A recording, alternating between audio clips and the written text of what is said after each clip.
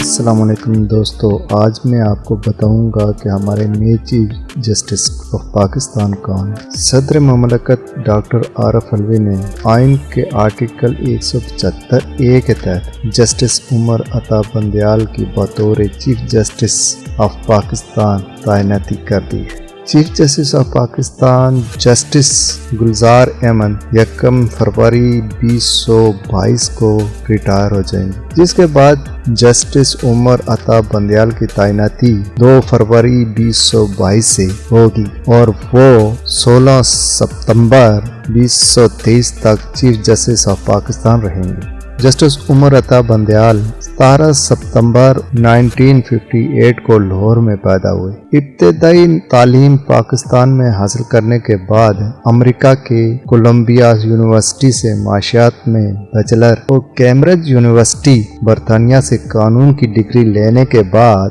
Barrister بن گئے۔ 1983 میں بطور وکیل لاہور میں کام کا آغاز کیا اور چند سالوں بعد سپریم کورٹ کے وکیل بنے۔ 2004 میں بطور لاہور ہائی کورٹ جج تعینات ہوئے۔ 2007 میں PCO کے تحت حلف اٹھانے سے انکار کرنے والی ججز میں سے ایک ہے۔ 2014 میں یعنی 2014 میں سپریم کورٹ کے جسٹس تعینات ہوئے تو کئی اہم کیسز میں بینچ کا حصہ رہے۔ عمران خان کو اہل، صادق الامین جہانگیر ترین کو تاحیات نااہل اور نواز شریف کو پارٹی صدارت سے نااہل قرار دینے والے بینچز میں شامل رہے۔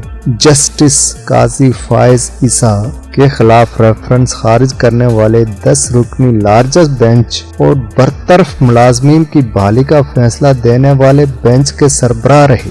10 کا الیکشن دھاندلی کیس اور سینٹ الیکشن سے متعلق صدارتی ریفرنس پر بھی سماعت کرنے والے بینچز میں حصہ رہے۔